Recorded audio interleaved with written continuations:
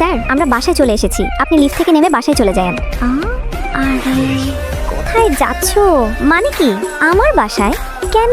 Drinks করে ওনার মাথাটা গেছে। এই যে শুনছেন, এই যে হ্যালো। উফ, আমার হাতটাকে শেষ করে দিচ্ছে। পানি খাবো ইচ্ছে হচ্ছে, কি যে করি ওনাকে। এই নিন পানি। আমার ড্রেসের উপর পানি ফেলে এটা নষ্ট করেছেন কেন? সরি, পানি রাখলাম, খেয়ে নিন। আর এক মুহূর্ত আর এখানে থাকতে পারবো না, বাই। Walk walk. আপনি ঠিক আছেন? শাওয়ার নিতে হবে এত রাতে?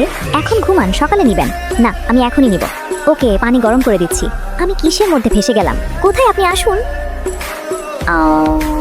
আপনি এভাবে কেন? সরেন, আমি উঠবো। আমি জানি তুমি ইচ্ছে করেই কুৎসিত সেজেছো যাতে আমি তোমাকে চিনতে না পারি।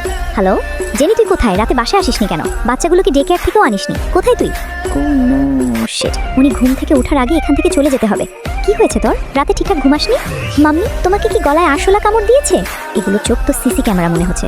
এসব কি জেনি? পিহু, আরিয়ানকে নিয়ে খেলো তো। কি হলো, যাও। ওকে মাম্মি। এবার বল কি হয়েছে? কিছু তো একটা তালগোল পাকিয়েছিস। ইয়াশ আমাকে চিনতে পেরে গেছে। ও বুঝতে পেরেছি, আর বলতে হবে না, বাই বাই। আরে শোন তো, শয়তান ভাইরা আবার কল করেছে। হ্যালো, কোথায় তুমি? কেন স্যার, কোনো প্রবলেম? আমি তো বাসায়। চলো আজকে অনেক মজা হবে। এক্সকিউজ মি, তুমি জেনি না?